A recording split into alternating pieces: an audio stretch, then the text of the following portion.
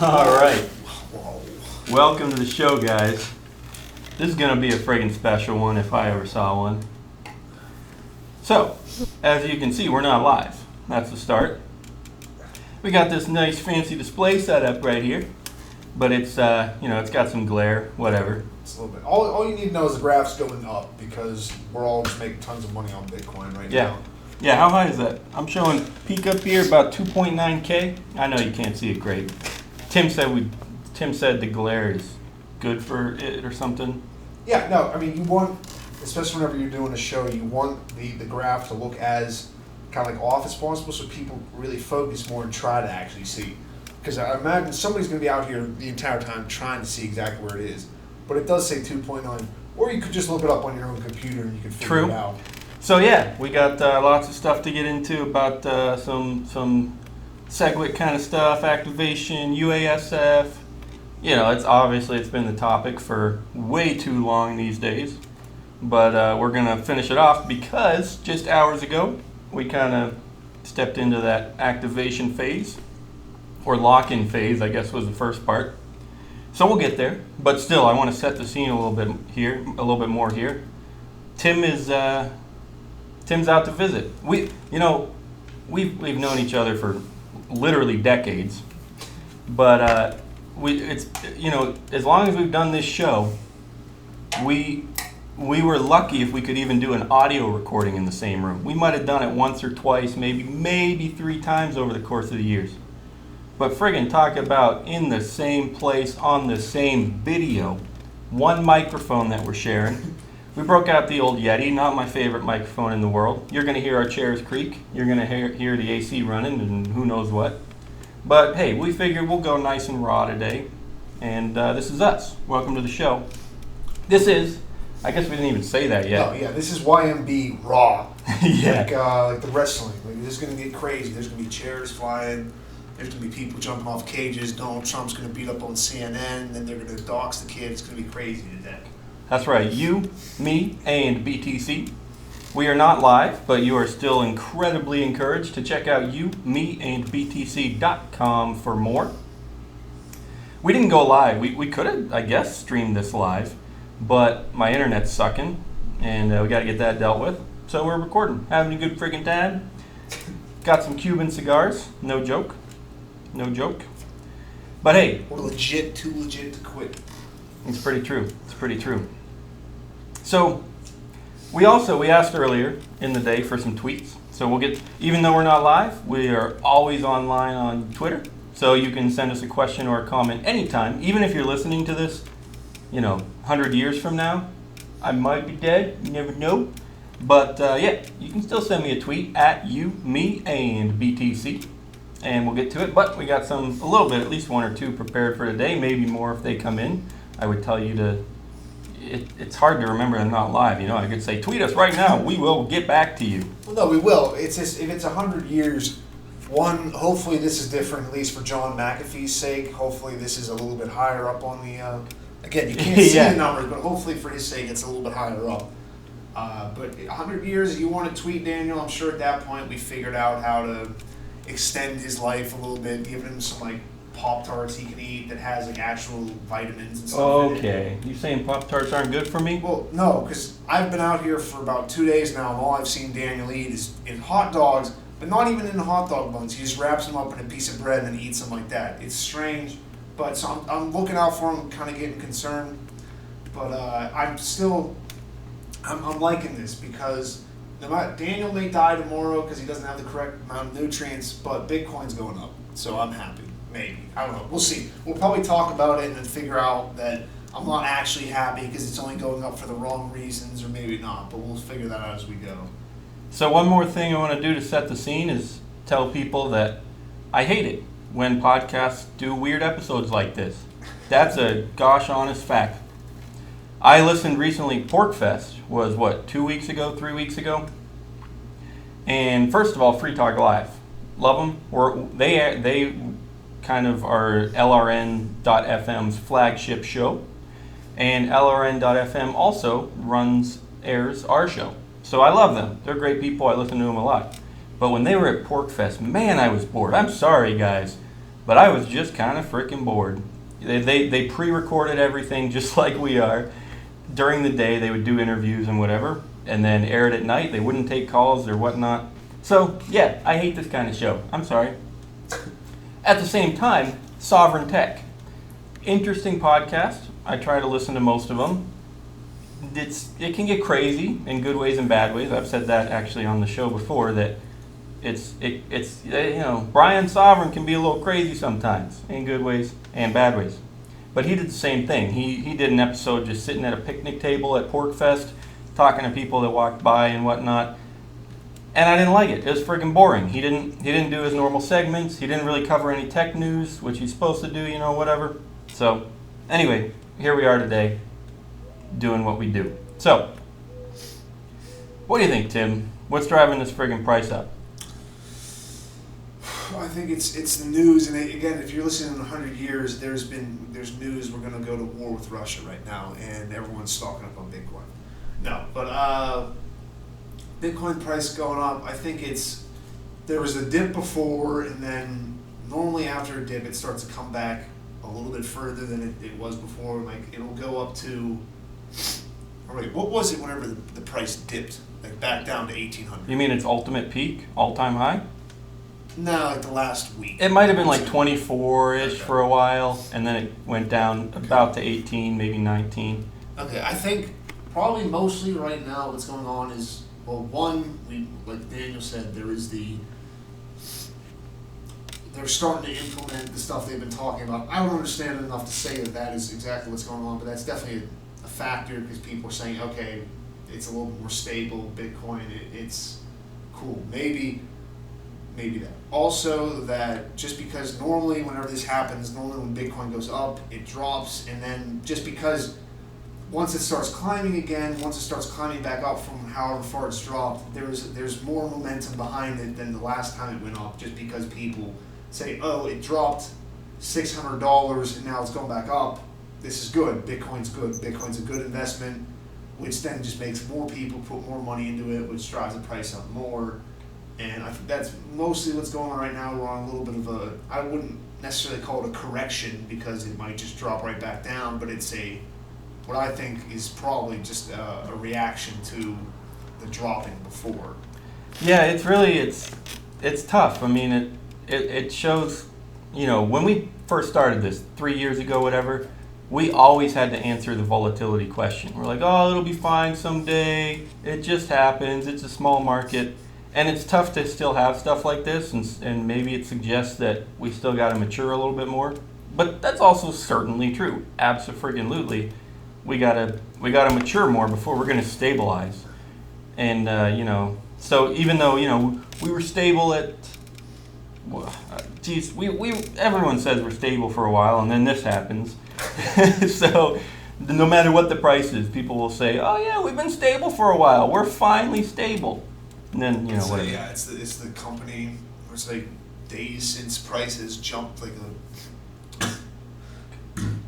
too much. I'm sorry. Breathe, Tim. Breathe. This is because now down in Arizona, because I've become an absolute trash person because it's 110 degrees out here. Yeah, you got legit sweat out here. My mind hasn't really been working too well, so I've been buying malt liquor and I'm drinking that. So now I'm paying the price for that. You trying to remember where we were? Yeah. No. Talking about stability. Okay. Yeah. I like what you said about like people. Pretty much anywhere you can go, you can say, "Oh, it's been stable for a while." Because in Bitcoin, with how fast everything moves, if it's stable for a week, that's good. That's like, this is great. This is great. I haven't had where I've tried to buy something. By the time I send the Bitcoin, I have to send extra Bitcoin just to pay for the thing because it's changed enough. But it hasn't been like it still is not like it has been like probably a year ago where it was almost just constant like that whole that GIF everyone always puts up of the roller coaster. Yeah, the Bitcoin dude. And then whenever it is flat, people get like annoyed and they're just like, oh, now we're just coasting. But I didn't even know that Bitcoin was going up until I woke up this morning. I was having my little morning dump. In the morning, I saw another Twitter thing where people were like, all right, here we go, and it just showed the Bitcoin guy just going straight up, And then I looked, I was like, oh, 2,600. I'm so glad I didn't buy some yesterday because that would mean I would get more money. Yeah, you can't buy some. That's bad. But Man. yeah, I mean, generally the volatility issue comes up a little bit less whenever we're going up and a little bit more when we're going down, just because it's like, I mean, Ain't that right? Yeah, I mean, volatility, because I would It's say, an attack. It's a way that people attack Bitcoin. So when it's going down volatility, then they use the volatility to attack Bitcoin and say, see, I told you it's not going anywhere. But when it's going up, they're like, oh crap, I can't say volatility is an attack because it's going way up. Yeah. Well, Come on, dude. You gotta breathe. there's a dog. Oh yeah, I guess they can hear that, can't Yeah, they? good. Yeah, you guys That's how are- sound works, isn't you guys it? are good dog. But the volatility, even going up, like I can see that as Bitcoin goes up like that, you're gonna get angry if you're someone who's taking Bitcoin as payment, because then you just took a payment this morning at like, I guess we were looking at the things earlier. It started up around like 26 or something, like whenever at least that. Again, looking at this amazing graph. I know, it's getting worse throughout the it's night. somehow getting worse As it gets darker. I'm not really sure how that works. Maybe we just don't really understand light. Well, I should probably turn on the lights out here so that the camera will do its thing. It would focus a little bit, but no, it's fine. You guys can just see this little downtrend. That's what Bitcoin's doing. Sell all your Bitcoin so I can buy it low again. But the volatility does kind of affect you going up in a bad way if you're selling stuff, because then you get paid for Bitcoin and then it goes up. No, actually, it's still good for you. That's to your Yeah, benefit. I'm sorry. I had a buddy who was telling me today that he just keeps forgetting to turn off his auto buy on Coinbase. Speaking of which, don't let me forget, we got to get to Coinbase. They had some interesting news regarding this fork. Yeah. But yeah, so he was telling me he just forgot to turn off his auto buy on Coinbase, and it just kind of accidentally keeps working out in his favor because he'll buy a few $100 every week, and like by the time he remembers that it's there, he's like, oh, I can sell it for higher now. Well, so yeah, so I guess what you're saying is when it's going up, it's hard to get angry about getting more money, because generally as long as you're going up and not, like again, like a year ago, it was going up and then it would drop $300, then it would go up again because people are trying to sell it. Now, generally, it's staying a little bit more stable. I actually don't know what the price is at. Is this live right now? No. I don't know if it's updating, but it is recent as of like 20 minutes ago at least. Okay. So what, 2,800 about? So it's not jumping around all crazy and everything. I do have the ticker on my phone, but we'll see. But yeah, generally it's staying a little bit more stable now. It's not where you get Bitcoin and then it drops back down to 2,200 and you just sold something while it's at 25. I'm going to grab these lights, so Tim's going to carry it. Yeah. You're going to hear this door and whatever. Daniel's going to see if he can fix the screen out of the fan. As soon as he turns these on, the camera's just going to lose itself. You kind of just blow it. No, didn't help at all. Well, we'll see. Not really too much, but hopefully the Arizona sun keeps on going down. It's kind of bleeding out on the edges right now. Yeah, that might help. We'll see.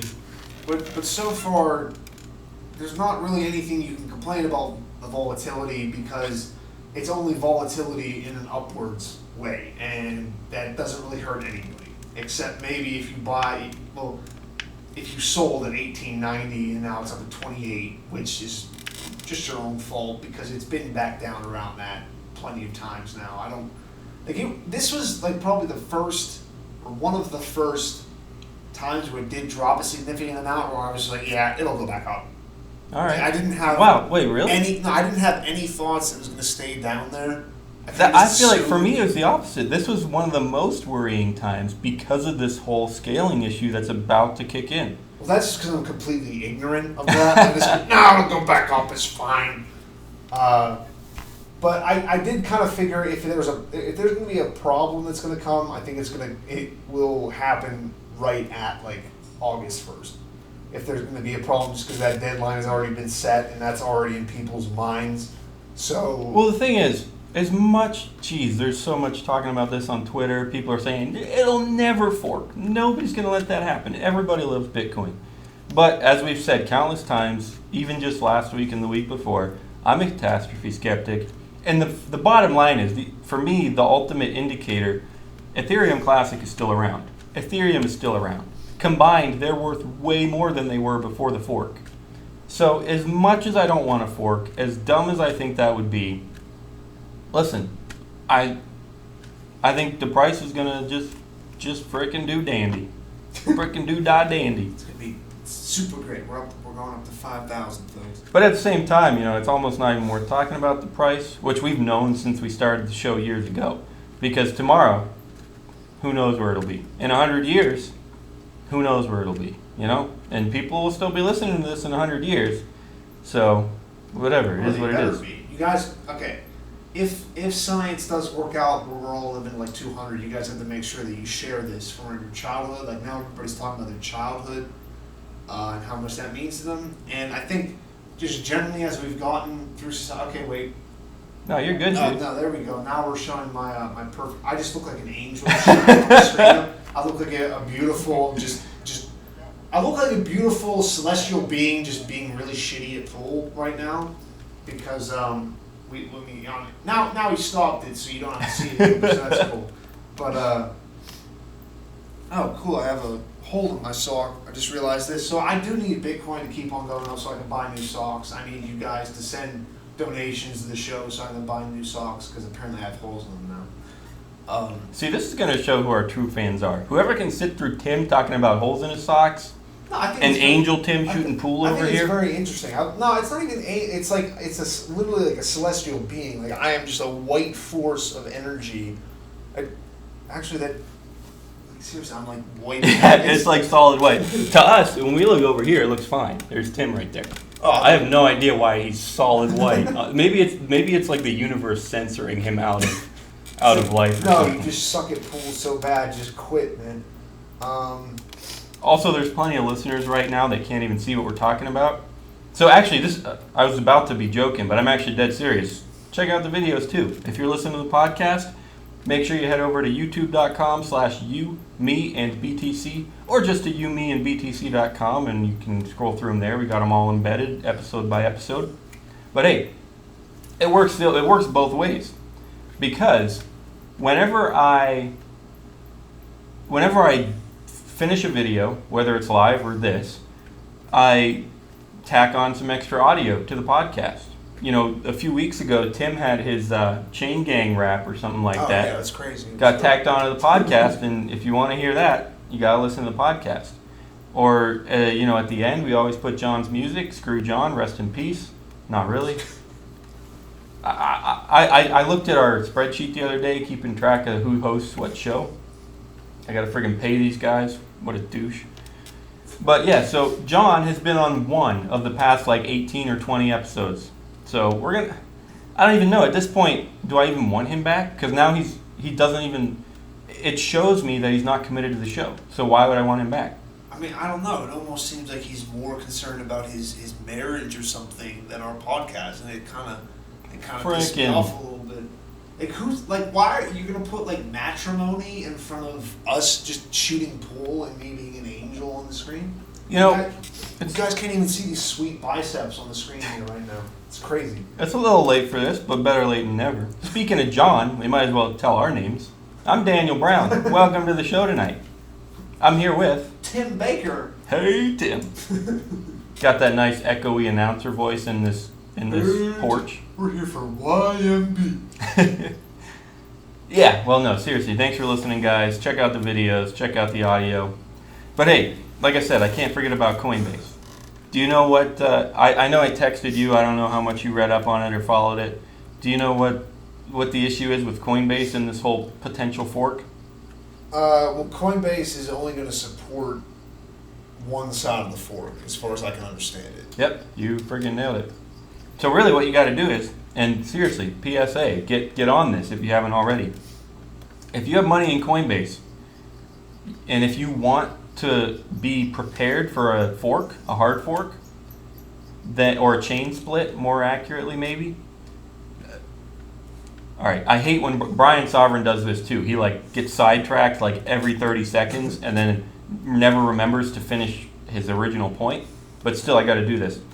the difference there, I just got to clarify hard fork versus chain split, and then I'll get back to Coinbase and the issue. The reason people assume that, if there's 2 Bitcoins, it's because of a hard fork, which is true. But you can have a hard fork without a chain split. You can change the rules of Bitcoin. Everyone can agree. There will still be one chain, but you just did a hard fork by changing the rules. So you can have a hard fork without a chain split. But the risk is that we will hard fork, or someone will hard fork, and they will successfully create a second chain. So that's the difference there. Anyway, back to Coinbase. Yeah, they're only going to support one chain, the original, I guess, which I guess I give them kudos for that. I mean, I don't know how I feel about it, because on the one hand, they're screwing over their users. Everyone knows Coinbase has terrible support. So many accounts get locked down. So many people lose money in the system and whatever. They just crash. Every time there's a big, well, it's gone now, but every time there's a big price swing, they often get too much volume and they can't support it. So Coinbase sucks in that regard. But yeah, we'll take some classic. It's a butterfly on the side. Okay, that's that. I thought it was a mountain while I was looking at this screen. I look back, it's actually 2 ponies. No, it switched. It literally switched the second you turned around. I don't know, unless you mean anyway. I want to stay on track here because, like I said, I hate when they derail. So they're supporting one chain, and yeah, I don't know how I feel about it because on the one hand, their user support sucks. Customer service, that's the phrase I'm looking for. Their customer service sucks, no question. Everyone knows it. I'm sorry, you do.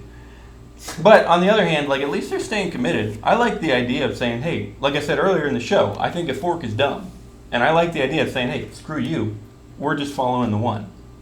But, I mean, it's at least a commitment to one side or the other, and not just saying that we're going to, we don't know. It's giving people a definitive, we are going to take this action and plan accordingly. Yeah, at least they're warning people. It's not like the fork happened and they're like, yep, we're going to keep the fork coins and only give you the original coins. Yeah. So at least they warn people ahead of time.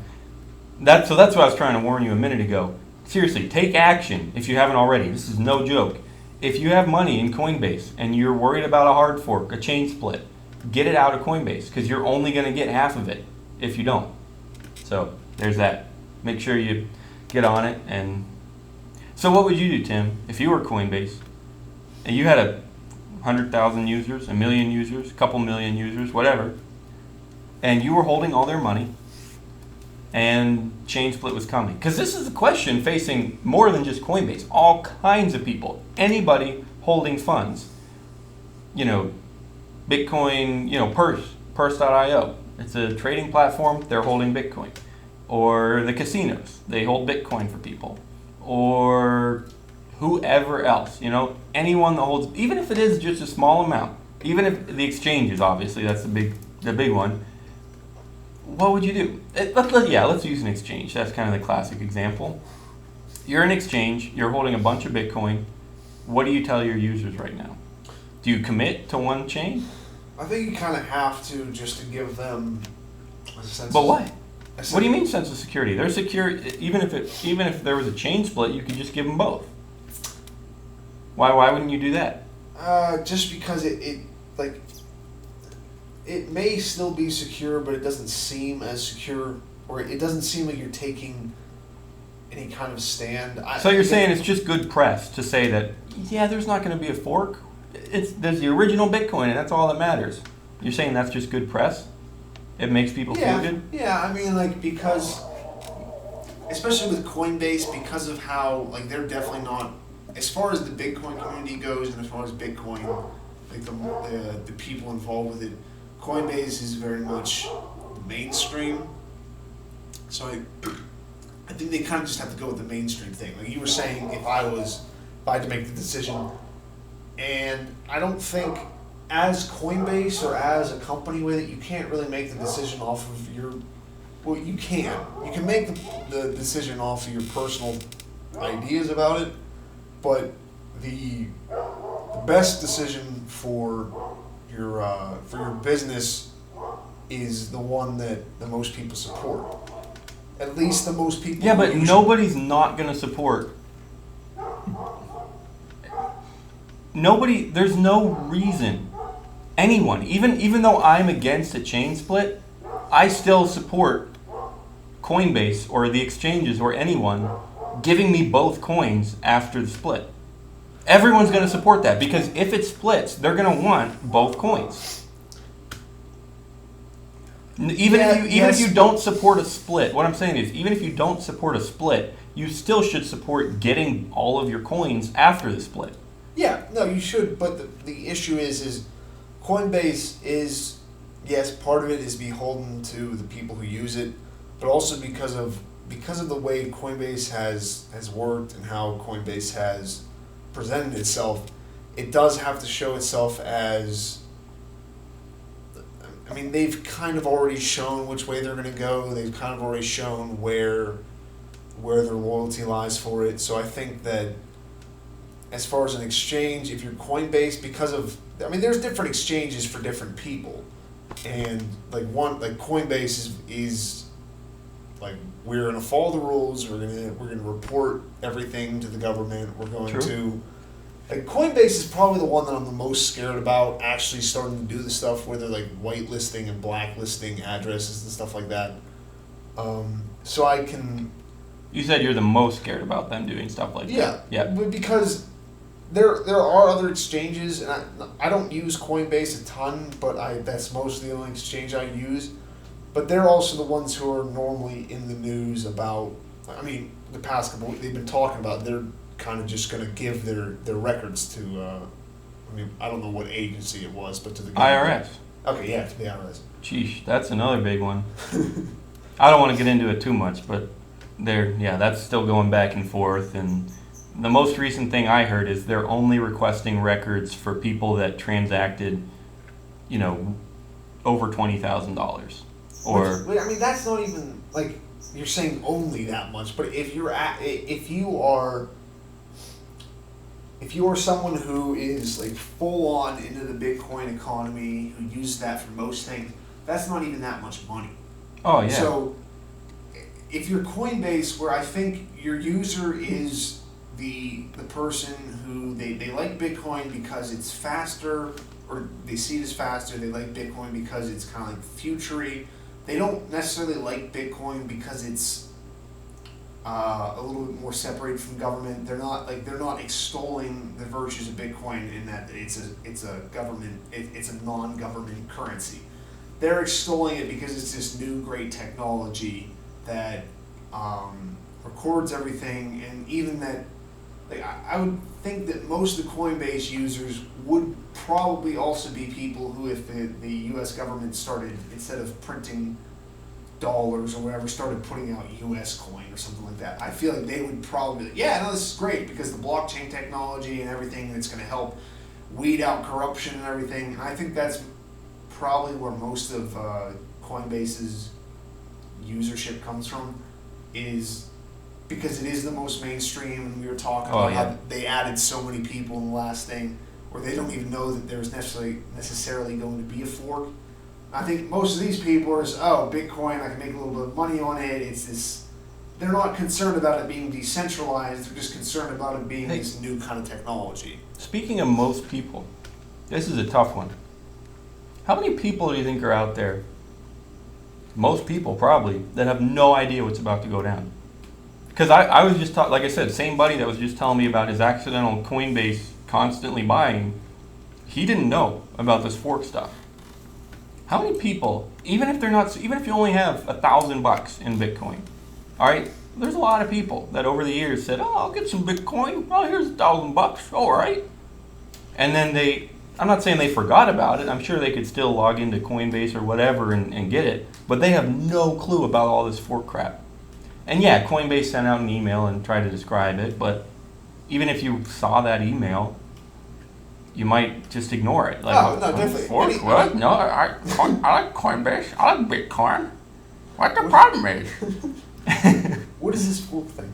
No, I can definitely see, most, if you sign up on Coinbase and then you kind of just throw it in with everything else. We're like, oh, I mean, here's our weekly news, and there's going to be this fork, and we're supporting whatever. And that's what I'm saying. Is like most people on Coinbase are going to be like, all right, whatever, as long as you support one of these things on Coinbase, I'm just going to go with that because I'm not invested in it being an anti-establishment, a decentralized currency. I'm more just, this is a cool technology, or I think that I can make a little bit of money with it. It's like I'm going to treat this pretty much like the stock market. It kind of just goes over my head that this is something that like it's on there. Like there's a reason why like Coinbase added all of those users recently, and that Bitcoin's been around since 2009, right? Maybe the end of 8. 2000. Maybe the paper came out. Yeah, something like that. Yeah, there's a reason why they're joining now and not back then, and it's because Coinbase has had so many years of operation now. They've shown that they want to work with the IRS. And I think for most of the people joining Coinbase now, that's all like we look at how much they're willing to work with the IRS as mostly a negative thing. It's kind of just, oh yes, please, like we'll give you all the information you want. It's whatever. We'll give. But I think most of these people probably see that as a benefit because this is legit. I don't have to worry about this. I don't have to worry about getting taxed for a bunch of money I didn't know about first. Like you'll set this everything up. And it's these people who they want Bitcoin, but they still kind of want some guardrails on it. Where I don't want to all of a sudden have the government just be like, no, this is mine, and they don't want to have to worry about that.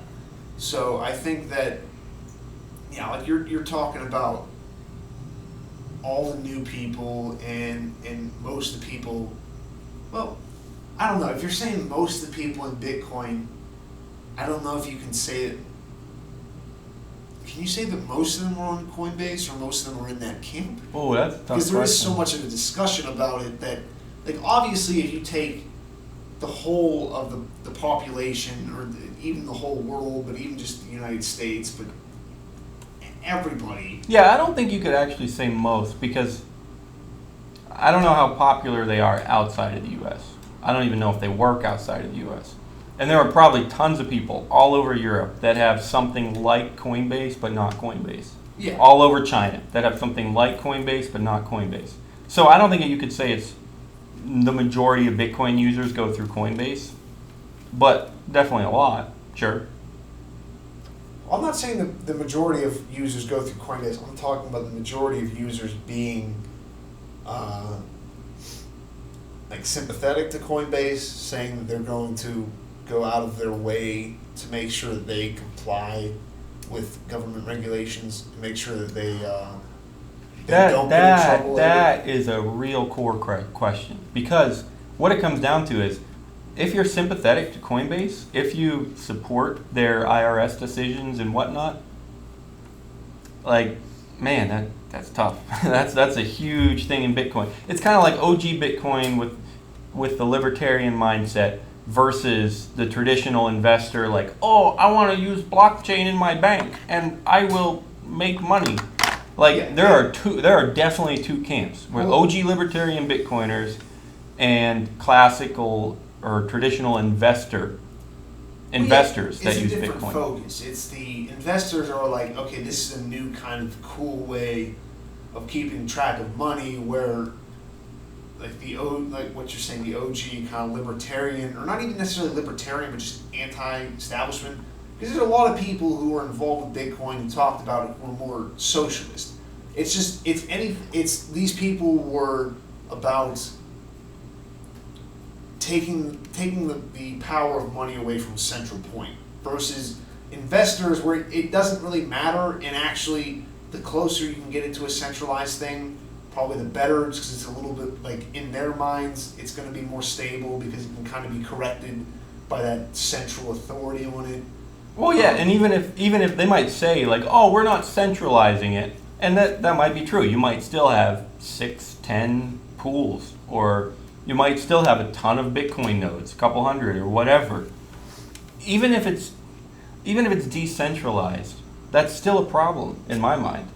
I mean, because 100 people or a couple hundred nodes could make decisions, or a couple mining pools. Now, there's the whole thing about how the pools don't, people can switch pools, so the pools don't have as much power as they have mining power. But still, all I'm saying is there are definitely two camps. And it's not just small block versus big block. Those are definitely two camps. But there's another group of two camps that overlap with the other camps separately. And that's, so yeah, obviously you have big block versus small block. But then again, like I said, all I'm saying is I don't know what it means. I don't know the size of the two camps. I don't know the overlaps of the four camps. But all I'm saying is that's a really important question or thing to consider or whatever, where there are a bunch of people that are OG libertarian type Bitcoiners. And there are a bunch of people that are traditional bankster Bitcoin investors.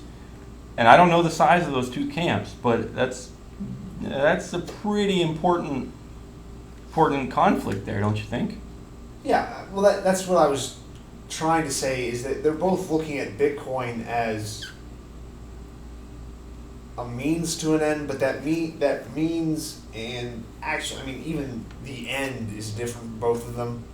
Like for the investor, the means is that whatever, it's a new investment opportunity, and the blockchain is cool just because it's a new technology, it's easier to keep track of, maybe it's not as, it's a little bit more transparent, but then it's also still controllable versus the other thing where it is like the whole allure and the attraction to Bitcoin is mostly on the decentralized. If you're an investor for it and you're purely into investing into it, See, that's the thing though. I'm not just talking about investing where people buy, a couple hundred Bitcoins because they have the money and they want to diversify their portfolio. That's what I said. I said investors. But what I meant was that whole mindset.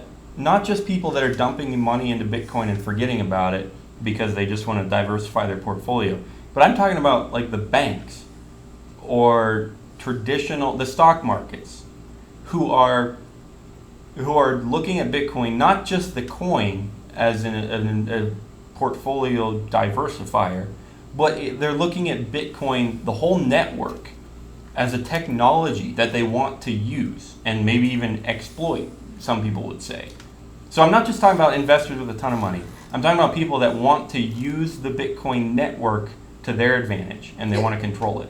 Well, yeah, it's that, and they do see the usefulness of a blockchain technology. Well, that's up for debate too, because there's a lot of people that say they want to use blockchain for X, Y, or Z, but they don't really understand it. Well, yeah, because part of the thing is probably on the one side with the investors, the idea is that for the investors and the people who are, I guess I would say just more mainstream, less about the decentralization, is their idea is, okay, wait, like Bitcoin's great, and then if we can get the U.S. government or all governments or all money kind of get changed over to this thing, we can let them still run it, and we can let them do their thing with the currency, but we do think that the blockchain itself it'll make it more transparent, just like the idea of like democracy, where you're like, okay, if we all decide to run it, we will all have a say in government, we will all be able to control it. The problem is with democracy or even with the blockchain, just because there's a blockchain on US GovCoin doesn't mean that you're going to be able to change it all. It just means you're going to be able to see them screwing you over. And I think that's where the difference is then, is where people who are I got into Bitcoin because it's decentralized, it's not tied to a government, they're going to more say that the blockchain is interesting and is a great technology because it takes away the need to rely on that, versus someone on the other side where they're like, this is a great way to implement government better, because they're trying to, their thinking is that government or a centralized authority can be made more transparent instead of just saying we don't need the centralized authority. Right. Oh, okay. Okay, that's good. That's kind of like minarchism versus anarchism, yeah. Where some people think yeah, well, it's the government, but we just need it smaller. We just needed to make sure it's taken care of. It has bounds written on this piece of paper that we call the Constitution. And, they can, this piece of paper will definitely keep them in line. That's minarchism, hyperbolized or exaggerated, whatever. Whereas, and you're saying that's what some people say about Bitcoin is, well, hey, I love the idea of blockchain. I like being transparent. So we're going to use it and make the government better. Yeah, I mean, it's like if you were, probably the comparison would, like you were just talking about how, or maybe you weren't, I don't know, the high gravity hurricane, whatever these things, that between the heat, I'm starting not paying attention. But it definitely looks like we're in like our parents' basement right now, with like the dim lighting and the smoke and everything. So, no, we have a big TV. We're legit. Yeah, with like 20% of the pixels out. But they're like the thinking. I compare the people who are trying to use blockchain to, like, so whatever. There's some kind of a revolution, or say we'll use an example of if right now. If right now somehow, like back in 2012 or whenever it happened, when the government just shut down, like the federal government shut down, where you had the people who would like say it shut down and then it stayed shut down. There would be some people who would go, okay, great, let's move everything to. Like we'll push everything. We'll use these new technologies we have. We'll use all this new stuff, and then we'll just make it a state government. So we'll make the government smaller, or in our idea, more transparent because it's a little bit more localized, a little more concerned about this specific area.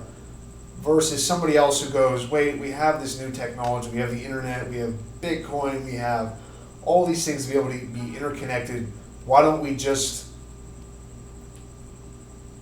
go, yeah, we don't need a state in general. So it's like Bitcoin, where some people are saying this is an answer to having to have someone to be beholden to, having to have someone kind of watching over the economy. The one side is saying we don't need that, and the other side is saying we do need it, we just need less of it. Which, I mean, you were saying minarchism versus anarchism, where anarchists will say stuff like, oh yeah, like minarchism is just, we need to get rid of this cancer, but we don't need to get rid of all of it. We need to reduce it down to about 2%. Yeah, we just need less cancer. Yeah, and then a little bit less cancer. Me and then probably Daniel, my thinking is then cancer just grows, and no matter how small you make it, as long as you leave it there, and even if you get rid of all of it, there's still going to be always the threat of someone going, hey, wait, why don't we have somebody to run this and make it a little bit more safe for us? Like, what happens if? What about the roads? Yeah, exactly. You can't read this, but it says it's from whatever movie with that kid, sad, talking to his dad, and he's like, talking to Johnny Depp. Why can't I grow up in a free world, Dad? Because we need roads, son. We need roads. We need roads, and then. But I do think that we're kind of stuck there, and that is kind of that's almost every single discussion is most people are for getting rid of, like, if you look at government or you look at police or you look at the military, everyone's like, yeah, they're not doing great things. But some people think that their ideas are going to work to stop that. Some people think, no, everyone else has messed up before. I know how to fix this in a way that it'll work. And then other people say, this has never worked, let's just get rid of it. We don't really know which side is really correct. I mean, for all I know, if there's a button I can press and we get rid of government control and everything tomorrow, maybe everybody is right. Maybe everybody does just start killing each other for absolutely no logical reason. Everyone just starts stealing and then just ruining all of their relationships. How's that different than what we have now? Well, Daniel, you see, because as long as we have a centralized position of violence, that's better. And that is the whole thing is, well, we don't want the chance of violence, so we'll have a consistent amount of violence that then should take down the rest of violence. But it's, as far as it being a logical argument, it works as far as like a feeling thing where you're like, oh, like as long as we have like a little bit of a threat, then people won't do these other things. I feel like if you have this threat to somebody doing something, they're not going to do it. You have this threat that the government will do whatever to you. And that's that it feels good because then you can be like, okay, we can have someone who controls everything, they're a hold of it. I'm not responsible, and so like if I lose all my money or I get or I get mugged or I get in some way or fashion something bad happens to me, I can say, oh wait, look, this isn't supposed to happen, and there's actually a government that is there to stop me. Now, if they're actually going to stop anything and get any justice for me is kind of up in the air, but it feels like they should be able to. The issue is then whenever you start going, is that actually how it works? And normally that's not how it actually works. And then where you start to have the argument logically, and I do understand that sometimes like an argument devoid of like a feeling to it doesn't really work. Like you have the thing of people have made T-shirts and people make memes of the anarchist thing. Like we need a small group of people who control things so that a small group of people control things. Yeah, they were doing that a lot lately. And I know like if I say that to somebody else and I say that to they'd be like, that's not right. Like, obviously, it's not going to be a small group, then it's just going to be everybody. But logically, it doesn't make sense. And if you're arguing for a completely, if you're arguing for a stateless society or just a Bitcoin that is not super regulated, you are people seem to take that as, oh, you think nothing bad is going to happen ever? Like, you think that's a bet? Like, I think bad stuff is happening now, and I think that will be better than this. Yeah, exactly. But people won't really take that argument. It has to, like, you can have all the problems in the society where it's caused by centralization and everything. And it's like, oh, but as soon as you bring up a counter argument to that, when you're saying like, oh, as people, we'll just figure this out, then you have to have all these answers for things like, oh, what about crime? Or what about blah, blah. Well, it's not like you've solved it. It's not like centralization solves it. We're actually like, it seems like it makes it worse sometimes. But all of a sudden it's like, oh, a libertarian society, how is nobody going to be starved? Well, apparently, because I drive around, there's all these signs that say, summer's not fun when you can't eat, which is a really creepy way of describing it. But apparently it's still an issue. People still aren't getting food, so what's the problem with just trying something else? And it is the issue of, we've done this for, I mean, we have less of a ground to stand on as Americans because it's only, I mean, it's still under 300 years old, so, like, but, so we can't say that it's literally been established for like 1,000 years. Other countries can, but still that, like 100 years, especially now as technology is getting bigger and we literally forget what happened yesterday, like a year ago. It seems like, oh, we've done this for so long, like if we do something else, the entire system will collapse, we'll just start shooting ourselves spontaneously, and it doesn't have to make sense because the feeling, and I think that's mostly what government is, a feeling thing. It's not a logical thing. It's government in the idea that if you have another group of people watching over you, you feel, because it's not your responsibility then. It's not your responsibility when Bitcoin drops to $1 and you put all your money in at 3,000 or something like that, versus where it's completely free market and you go, I just lost all my money and I'm the only one I can blame, versus I should be. You should refunded. regulate that more. Yeah, exactly. This is why Tim needs his own podcast. I'm pretty sure you just went for a solid 20 minutes, 25 minutes. If only you could do this when I was doing this show by myself. Wait, let's look at the chat. What is everybody saying?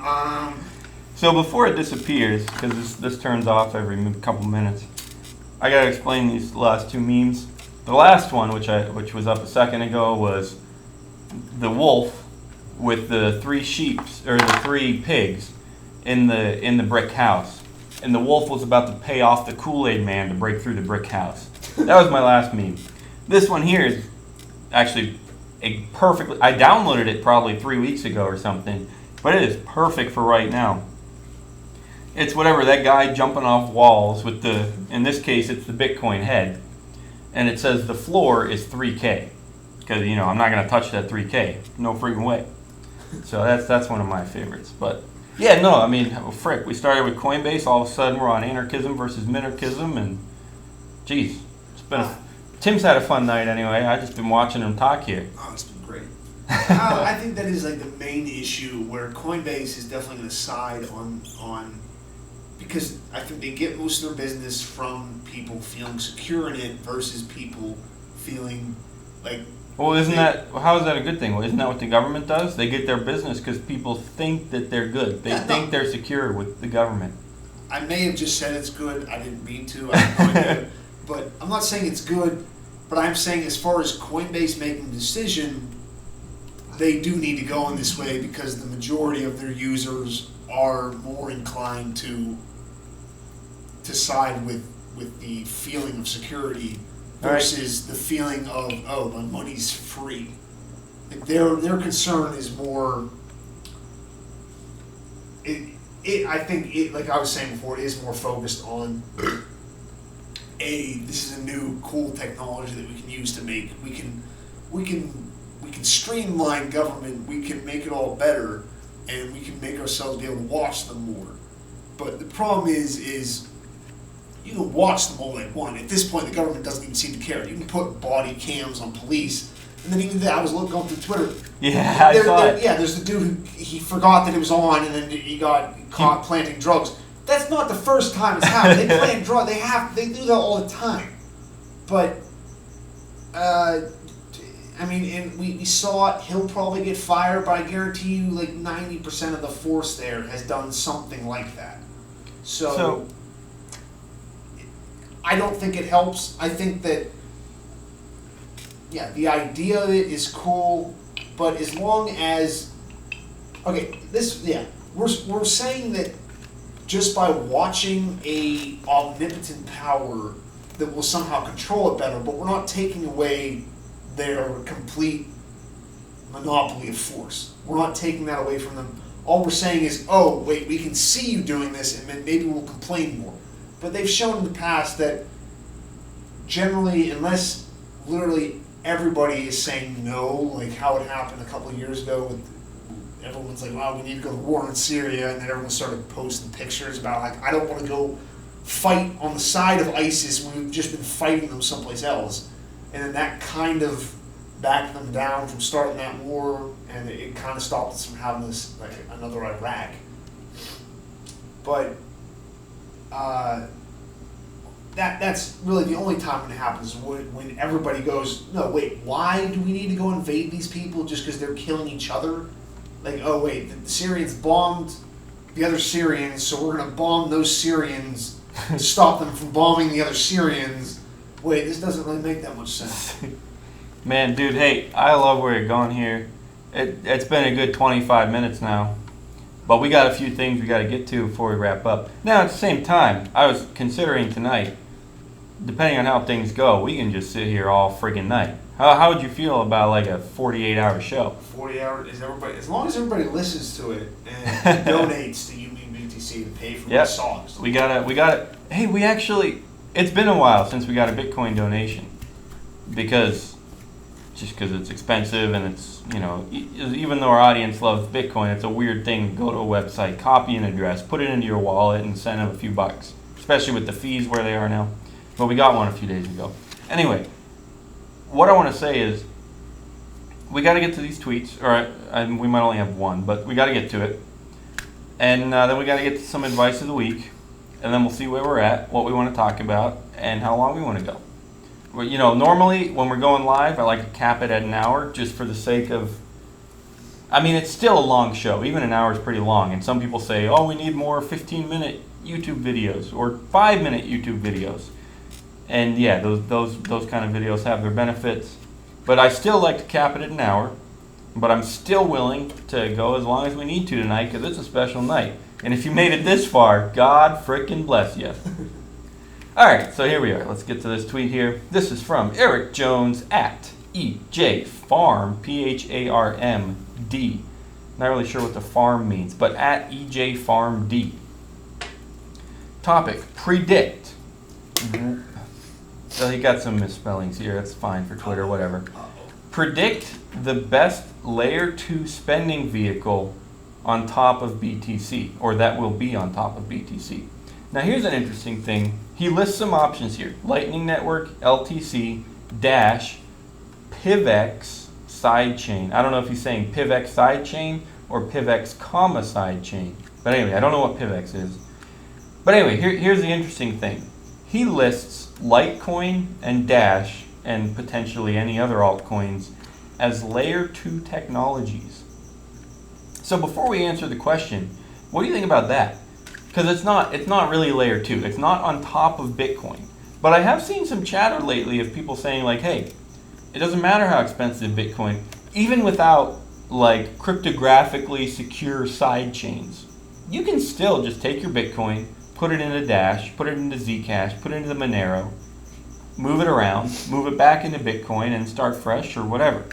So my question is, what do you think of that? Even though it's not technically a layer 2 because it's not on top of Bitcoin, what do you think about the idea of saying, guys, frick scaling, we have altcoins if we need them. Yeah, sure, it's not technically a side chain, but if you need a cheap transaction, get into Litecoin, do some transactions, come right back into Bitcoin and everything's friggin' peachy. What do you think about that? Is that legit? Should people be doing that? I think so. If that is a concern of yours, somebody that eats concerns. If you are a concernivore, I think that is probably a good idea. Just because there's really no harm in having extra options. An extra option. People want to say, "Oh, it's taking away from Bitcoin," blah blah blah. That's fine. If it takes away from Bitcoin and it's competition, I think we've said that before. It's a way for Bitcoin to be able to see how different things work. But also it is just a separate economy that, like, if you like Bitcoin and you like the idea of Bitcoin and being separate, then you might as well have on top of not on top of Bitcoin, but just another thing that you can jump to besides that. So I definitely, if you want lower transactions, or even if you're worried about what happens to your money, sure, put it in something else. Maybe put a little bit in Bitcoin, put it into some of the Litecoin, put it into Dash. If you're worried about what's going to happen, and then maybe after it happens, you can buy more Bitcoin. Maybe Litecoin or Dash goes up compared to it. So I don't think there's not really a negative to that in any way that I can see. Well, the negative, this isn't a huge deal if it works, but the thing that people would bring up is that it's just like I said, it's not a cryptographically secure sidechain. If it's a real sidechain, you can move into it and out of it, 1-to-1, whatever the peg is, whatever the rate is, you can move into it and out of it securely. The same way you do a normal Bitcoin transaction, you can instead send Bitcoins into sidechain X. And you'll have those Bitcoins there, and with zero risk, just like a normal Bitcoin transaction, you can send those coins back from sidechain X into Bitcoin, and then you have that. And you preserve the 21 million cap and whatnot. We talked a lot about that last week if you want to check it out. But, so that's what people would bring up, is right now, with altcoins, at the very least, you have to trust an exchange or trust whoever you're trading with directly or whatever. And so that's what they would bring up as a drawback, is that it's not cryptographically secure, it's not the same as a Bitcoin transaction, and you do have to trust people. But I guess the question is, well, so what? Like, what if it works most of the time? Isn't it? I mean, yes, exchanges can be hacked, but 99% of the time they work. I mean, most of the time, you go to Coinbase, you buy Bitcoin, you get the Bitcoin. Yeah. And most of the time, you go to freaking Bittrex or Poloniex or whatever, you trade Bitcoins for Dash and you get the Dash. So, I mean, yeah, you have to trust them, but what if you do trust them?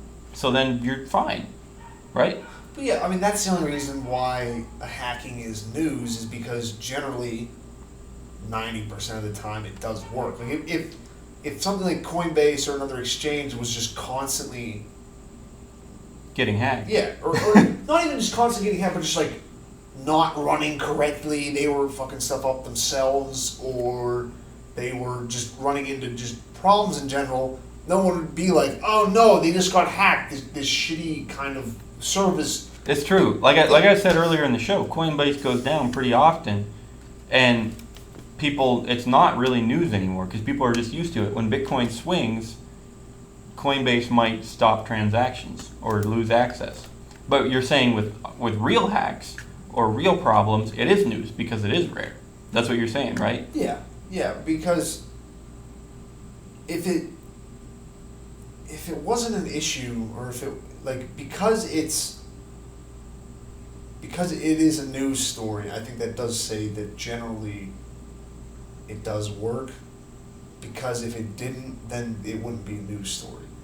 It wouldn't be newsworthy if it normally kind of went correctly, or just ran smoothly, and then all, versus if it was just constantly hiccuping, constantly having problems, no one would care if it got hacked, because probably no one would have their money in it.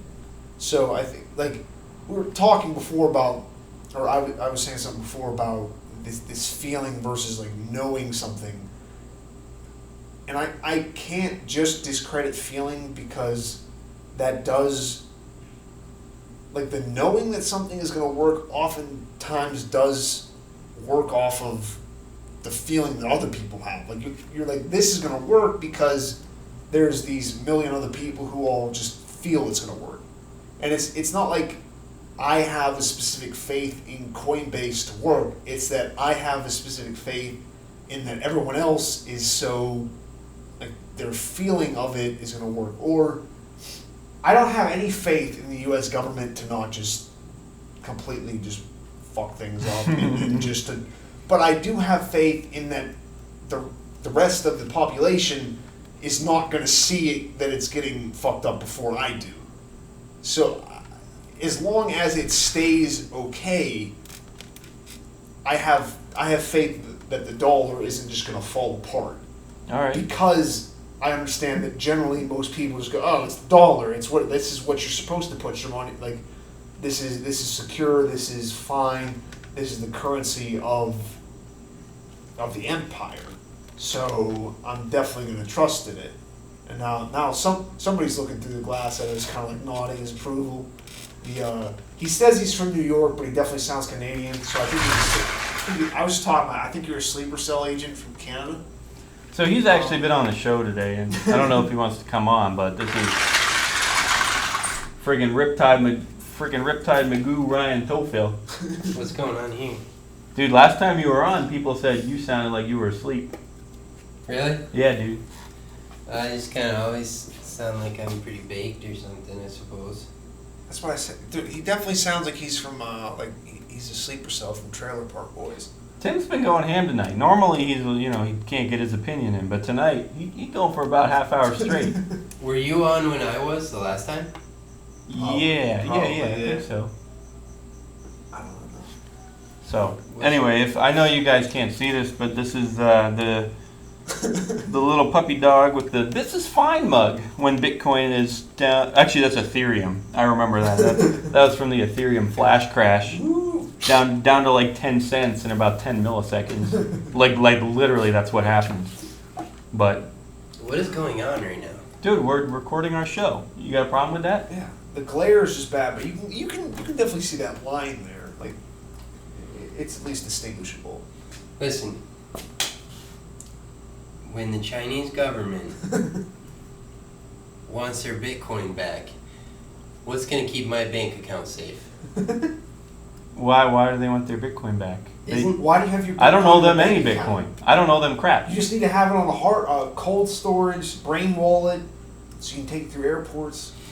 Okay, listen. Okay, wasn't Bitcoin created to like get money out of China?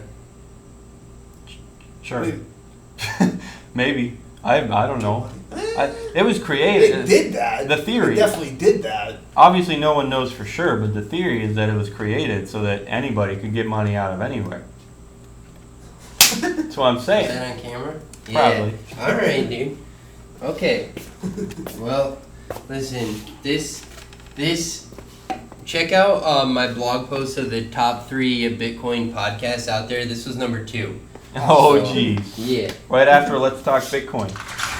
No, it's actually just like the bottom line. Wait, what is like the worst Bitcoin podcast? The worst. Yeah. I want Whoa. you guys to tweet us the worst Bitcoin podcast. Yeah, because that's the thing. When you start talking about the worst on the internet, you're never going to know. Because you're never going to be able to check all of them. It's an endless stream of shit. Somehow. Like the worst anything on the internet. Like you're never going to know.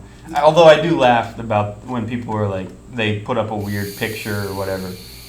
And they're like, I've reached the bottom of the internet. Like that's a funny joke. But you're never going to know if it's really the bottom. That or on YouTube where they're like, oh, I'm on the weird side of YouTube again. Which is like on the weird side of being at the most mainstream area in New York. Like it gets so much worse than YouTube. That's right. That's right. But yeah, no, please, if you have it, please tweet us the Bitcoin episode that is literally done from people's basements. It could have easily been ours. But hey, so let's get back to this tweet here because we still got to answer the original question. What will be the best layer 2 solution? Lightning Network, Litecoin Dash, PivX sidechain of some kind, whatever. So we already determined, I think you said, and I think I agree that, sure, if you want to say Litecoin is kind of a second layer solution, if you trust the exchanges or whatever, then sure, you can use Litecoin as a layer 2 to accomplish X, Y, or Z and come back into Bitcoin. So we determined that. Let's go ahead and say altcoins are a certain kind of layer 2.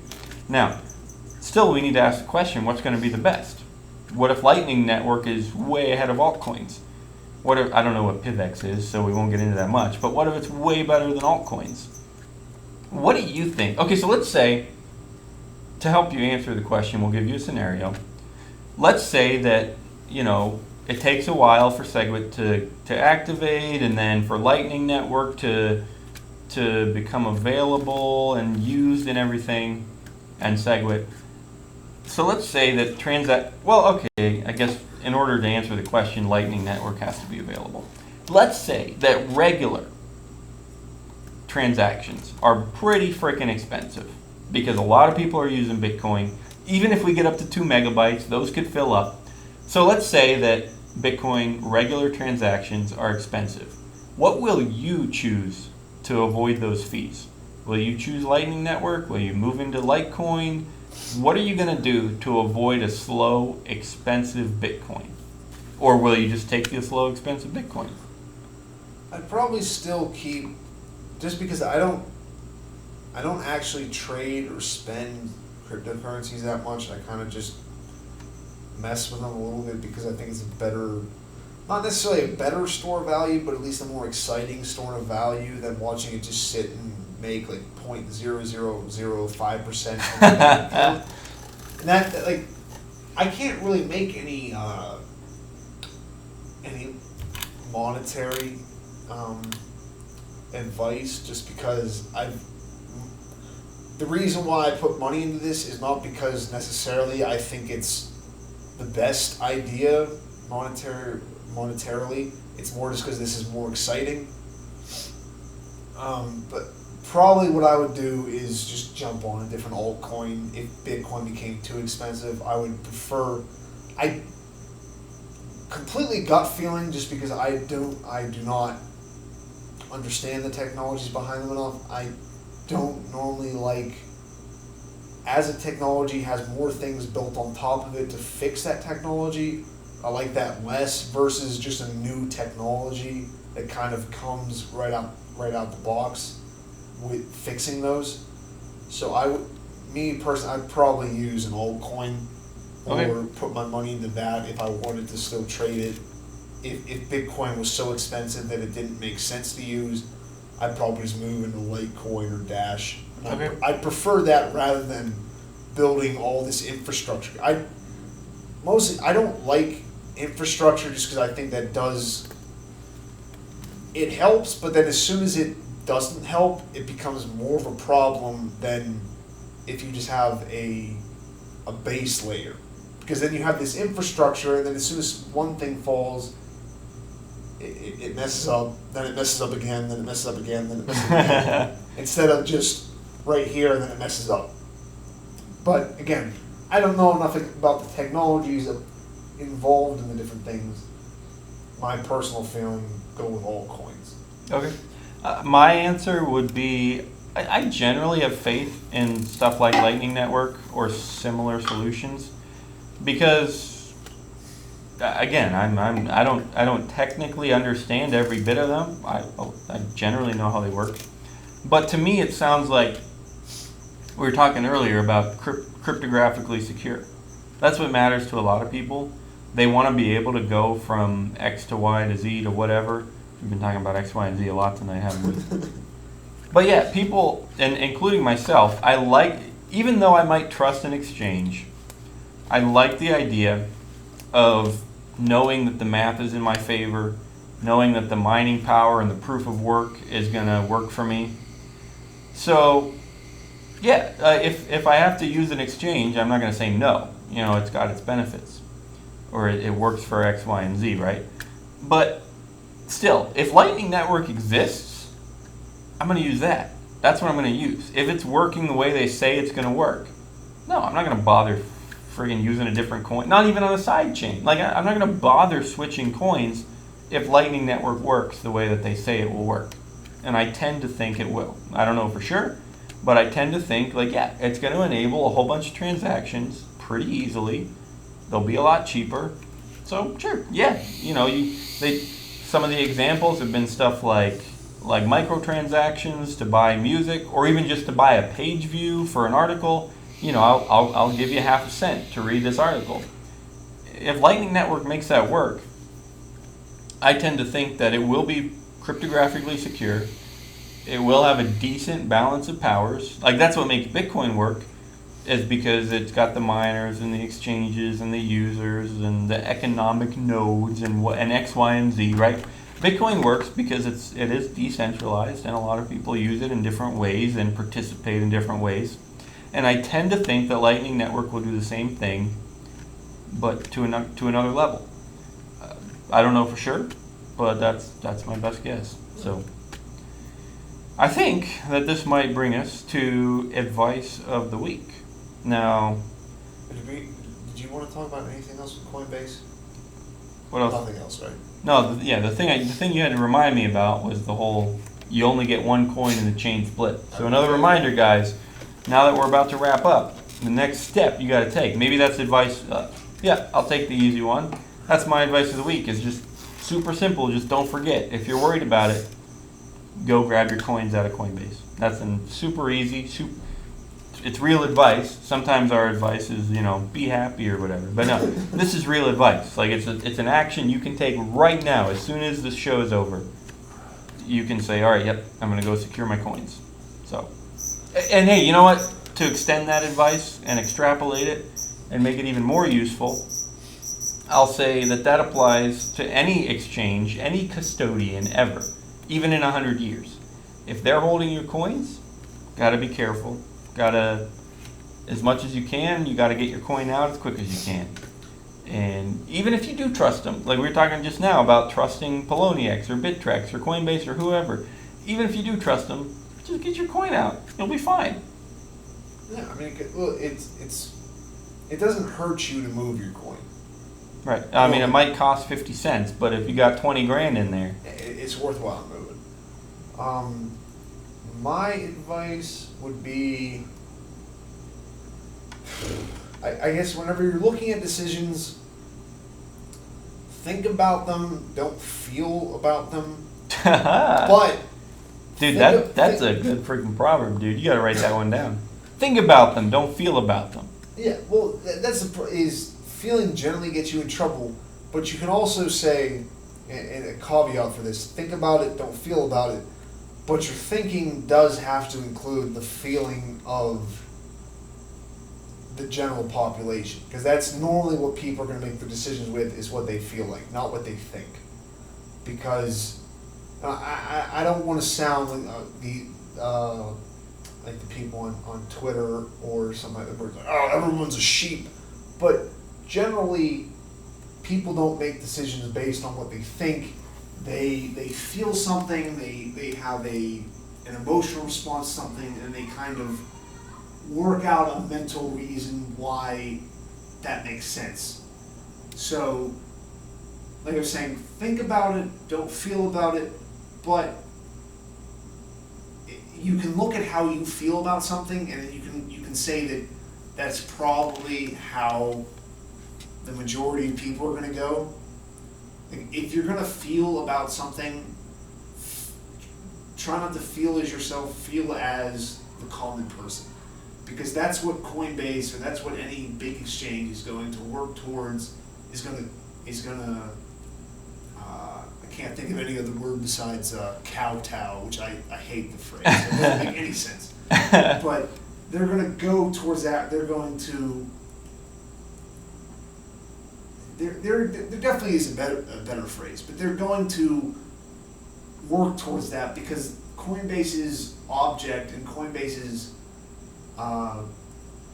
like their best option isn't necessarily a thought out logical thing, because they do have to worry about the millions of people that use their service and don't necessarily just go about it logically. They go about it how they feel that certain day, or how the market makes them feel. If it, like, just example, if Bitcoin's up at 2,400, it starts dropping, it drops to 1,800. Don't sell at 1,800, but understand that the reason why it's going down is because as soon as it starts getting sold, most people are going to say, oh, sell it because I don't want to lose this money.